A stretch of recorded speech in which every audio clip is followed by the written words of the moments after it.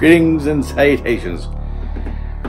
Well, here's the long-awaited episode, the missing episode, if you will, of the Tuesday, where I'm going to show you some of the camera equipment that I've used over the last 6 years in making these silly little videos. So I tried to make it last week. I just gave up, man. I lost my voice and all sorts of crap. Yeah, the funk is continuing to cling, but I must muscle through. I've been making YouTube videos now for about 6 years, and I don't claim to be an expert at all things YouTube. But I've had a couple of people ask me in the past for my advice. And let me just quantify this by saying my advice is worth every penny you pay for it. So take that into account. But I'm going to show you the progression of gear, because there was a point in time when I subscribed to the more gear as beta. And let me show you some of the gear that I started with. The first camera I'll show you is the Panasonic SDR T70. And when I bought this camera, I bought this about 8 years ago, shortly after my son's first birthday. As most new fathers would do, they'll buy a camera to be able to chronicle some of the events in their children's lives. Any good father would do that, right? Well, I'm a cheap bastard. And I went to Office Max one day. I forget what we were getting there even. And at the checkout aisle, there was a Vivitar HD camera.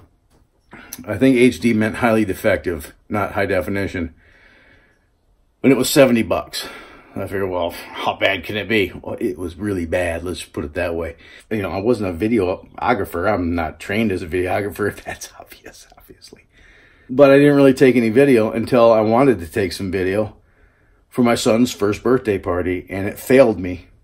Yeah, 2 minutes into my kid's first birthday party, just as he's ready to lay his face into his new birthday cake, the camera takes a crap. So I promptly threw that one away. I didn't actually throw it away. I kept it for many years, just in the off chance I might make this video. And I'm pretty sure I threw it away. I'll look, and if I can find it, I'll show you a picture of it. But this was my camera for a couple of years, and for what it was, I didn't know anything about cameras. High definition cameras are still kind of spendy. I think I paid somewhere around $300 for this, brand new. And for what it is, it did a good job, especially outdoors in good natural sunlight. It took pretty good video. It'd start to degrade as the lighting worsened. It would get more and more noise in the video. And now that our eyes are trained to high definition video, you go back and look at some of that older stuff, and it's like, what did you film with? A potato? No, it was a $300 quality consumer grade video camera. And it did what it did, right? Well, I wanted to get into high def, and I started following channels that were, had really high subscriber counts. Wrangler Star was one of those channels that I follow that has really impeccable gear. This guy does not spare any expense when it comes to video gear. When he first showed his camera gear, he showed the Canon 70D SLR camera that he used, and that's a $2,000 camera. With an assortment of lenses and, a really expensive tripod and $400 worth of editing software. All that stuff adds up, and it's not cheap. Well, I am. And I didn't have $2,000 to throw at a video camera when my channel was at 500 subscribers. That's just dumb. But I went on eBay and I found this little gem.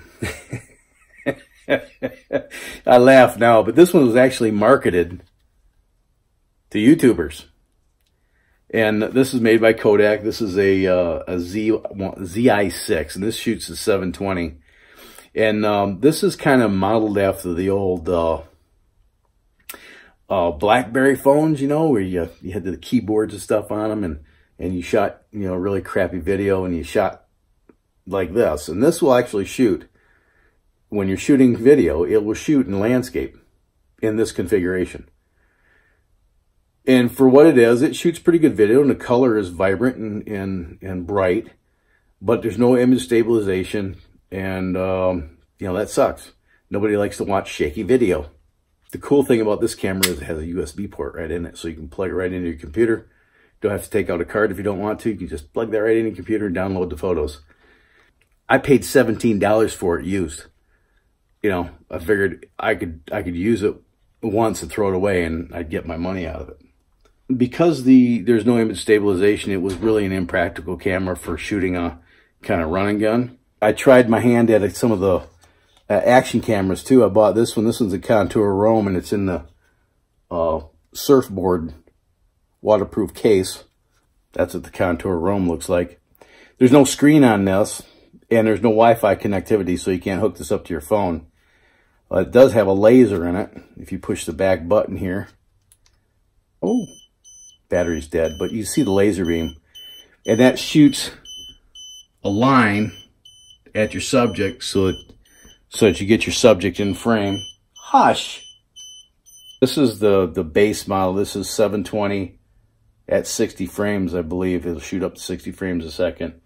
A fellow YouTuber that subscribes to me, and I subscribe to him, Steve over at Your Beekeeper, he shoots with the 1080p model of the Contour Rome exclusively. All this content is shot on one of these.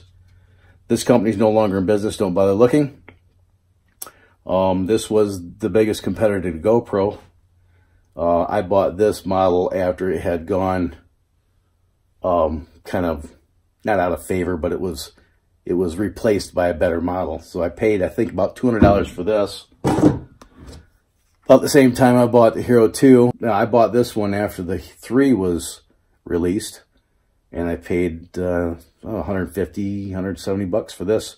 And the reason why I don't use these two action cameras is because, again, they're not image stabilized, and especially the GoPro inside the case, the audio sucks. Terrible. Take it out of the case and it's not too bad, but then there's no way to hold it. And usually when you're holding it in such a way that you're putting your fingers over the microphone, so it, you know, the audio still sucks. The audio is not too bad in this outside the case. It's not great, but it's not terrible. But the great thing about the Contour is that it has a stud for a tripod mount. You don't have to buy some stupid mount, you know, like the GoPros come with these goofy ass mounts. They don't have a stud in the case or in the camera itself to put on a tripod. So I didn't really get into using the action cameras just because no image stabilization, and the form factor, you know, the user interface was kind of complicated. I decided that I would go back to a regular video camera. So I went on eBay and I bought this one. This one is the Panasonic HDC TM90, and brand new, this one cost about $1,000. I didn't pay $1,000 for that. I paid $150 for it. And I used this for a couple of years. It shoots up to 1080, 60 frames a second, and it takes really good video. I put a little piece of Scotch-Brite on there to keep the wind noise down. That worked pretty good, by the way. About the time I got that, I also bought this, the Nikon J1, because I could get this for $150 instead of $1,500. The thing I don't like about this, no image stabilization. Again, it takes great video and takes really good pictures. A lot of the photos that you might have seen in the abandoned homestead out in the California desert that I did recently, a lot of the stills were shot with this. Takes good pictures.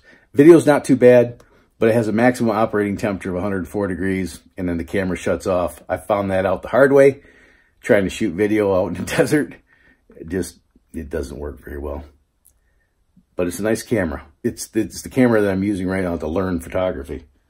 About the time that I bought those two cameras, 2015, 2016, Apple launched the iPhone 6, and that changed everything. I got an iPhone 6 Plus, and I wasn't an early adopter to this, but again, I started seeing some YouTube creators use the iPhone 6, and I couldn't distinguish their iPhone 6 footage from their DSLR footage. It was that good. And actually, again, Wrangler Star, he showed a video of him using the iPhone 6 with an optional lens kit. So I think it was called I forget what it's called. It was similar to an Owly. You can Google that if you want. And basically what it was, you put a silicone case on your iPhone like this one, and there was aluminum, CNC machined aluminum insert that you push this friction fit into that had a threaded mount for an optional lens. I had an inexpensive lens that I put on this homemade rig here that I made. It has like a grip and everything. So I got this piece of aluminum with a grip that I made. It allows me to get a good purchase on the rig, one-handed. And then I got that universal mount there in the bottom. I can hold on to that when I'm holding the camera on myself. And having that wide angle lens on there, which isn't on there right now. I can't find it anywhere. I got another one coming. But having that wide angle lens on there allows me to keep myself in frame without actually seeing myself in frame. And that's one of the things I didn't like about using these kinds of cameras. The battery's dead. When you're holding the screen toward yourself, you have a tendency to watch the screen and not the lens. And when you end up with this footage that looks like you're talking to the person next to you. And that's a hard habit to break. But it's not a hard habit to break if you don't have a selfie screen to look at. So one of the things I liked about using the iPhone is that I can maintain eye contact with the lens if I know where the lens is at. Or another trick that you can do is the Casey Eye Stat trick, and that's wear sunglasses so that you can watch yourself in the selfie screen and you just keep your face pointed at the lens. There's a trick for you. So this is what I've been using for the last 3 years. And now I'm using the iPhone XR, which takes even better video than this. And the amazing thing is that these things do everything that all those cameras do, only better. But I still want to step up my video game. Recently, GoPro launched the Hero 7. And I'm trying to work this into my video regime. I'm still waiting. I'm building a rig, kind of a vlogging rig using the Hero 7. And I'll show that in a later video. But the image stabilization on these is way better than anything else that I'm using currently, including the iPhone. And the audio is pretty good right out of the box. I'm really excited to try to integrate this into my video regime. At the time of this recording, if you have an old digital camera, whether it works or not, that has a original MSRP of $99.99, you can trade it towards a Hero 7 Black and get $100 off. So these are $399. You know, that's the price for these things, and you get $100 off. Not a bad deal.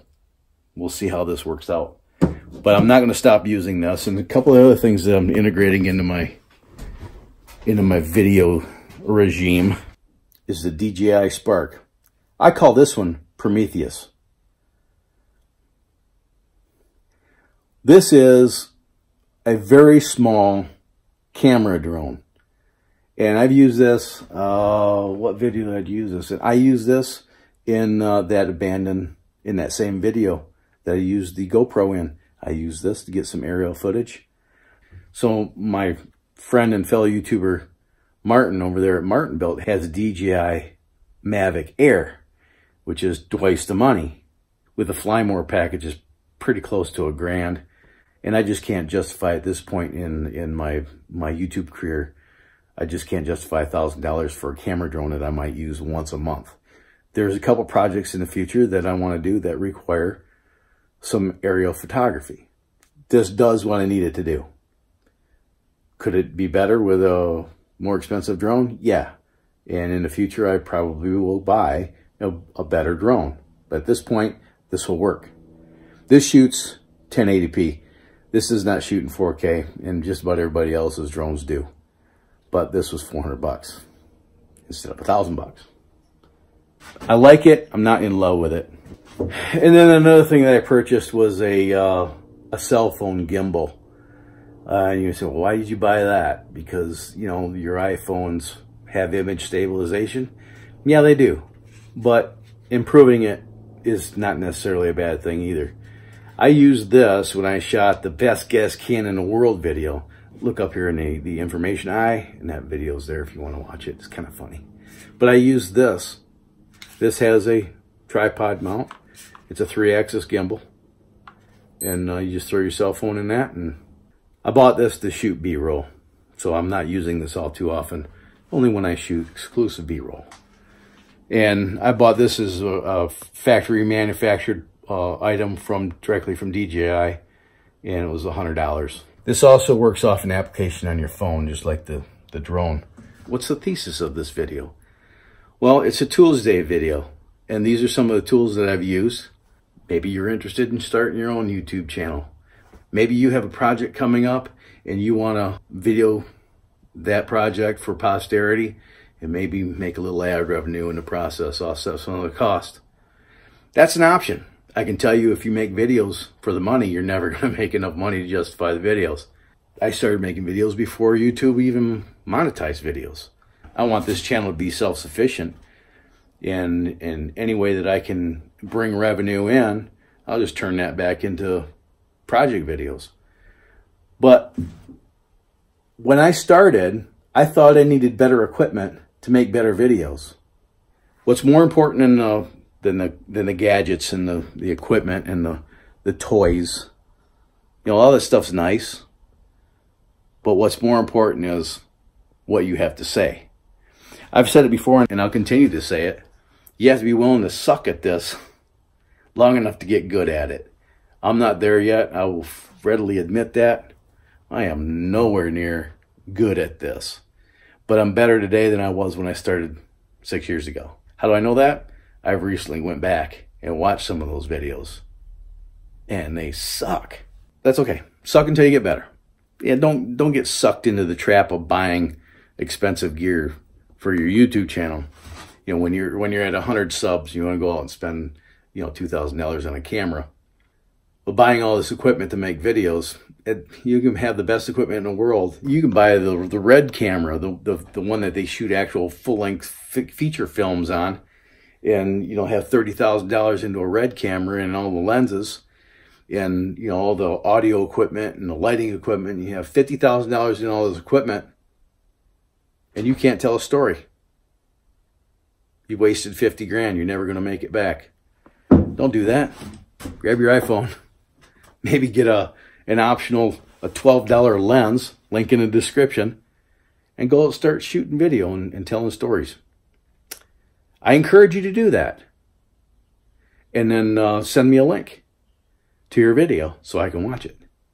More important than all of that is you need to grow a thick skin. Because there are haters on YouTube. I have at least 3 guys that have subscribed to my channel just to down-click my videos. Hi guys, how you doing? So you're going to get some very special people saying very special things in your comment section. And if you don't grow a thick skin, they will convince you to quit. Don't quit. Don't give them the satisfaction. And I hope you caught some of the teases in today's video to show you an upcoming bus update video. If you found this video to be entertaining and informative, hammer away at that like button. Just smash it to bits. If you thought it sucked and it was a complete waste of your time, click the other button. Either way is okay with me. It's just a metric that I use to tell me whether or not I'm on point. If you did like the video, I'd appreciate it if you shared this with your vast social media network. That'd be great. If you have any questions or comments, hammer away at those keys down in the comment section. Let me know what you think. And until next time, you have fun, stay safe, shoot straight, keep your powder dry, and have a splendid day. Bye.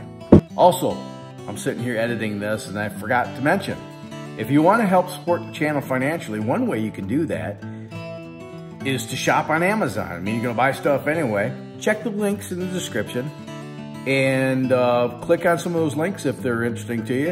And if you're so inclined to purchase something on the Amazons, go ahead and go through one of those links.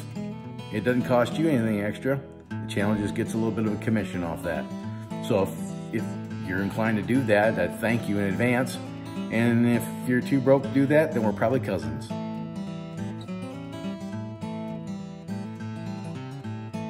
Thanks for watching.